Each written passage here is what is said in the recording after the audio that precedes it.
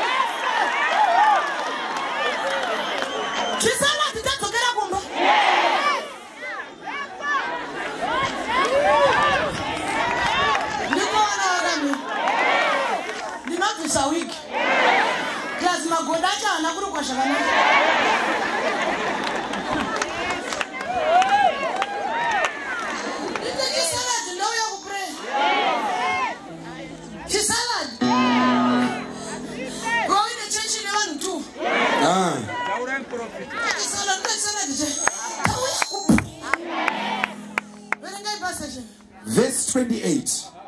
Zvino Solomon akagara makore maviri paJerusarema. Asingaone chiso chaMwari. Baba vamutendera kuti auye muJerusarema. Watenderwa kupinda muna Kristu. But muna Kristu macho. Baiberova rati waita makore maviri. 2 years uri muJerusarema. Asa utenderwa kuona baba. Paverengwa naPastor Shepa. Panzi mambo wakati kuna Joab. Muite kuti aende kumba kwake. Asasa uye kumba kwangu. The devil is a liar.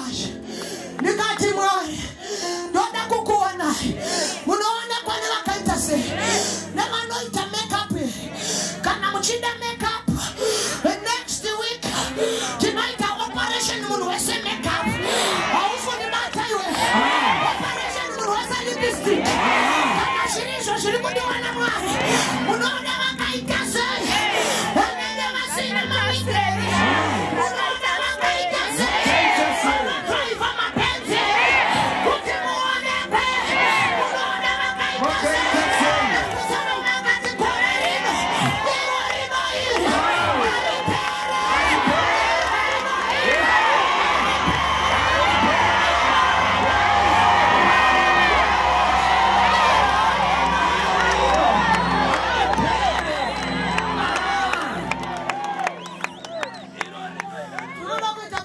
Number 2 years is not a joke.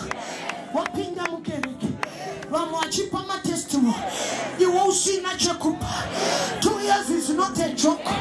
Waodenwa kuita tiko azapana saini ya chinja mukati meupenyu wako. 2 years is not a joke. Uzatuwa bobato $100. 2 years is not a joke. Unipamba pa mwene. 2 years is not a joke.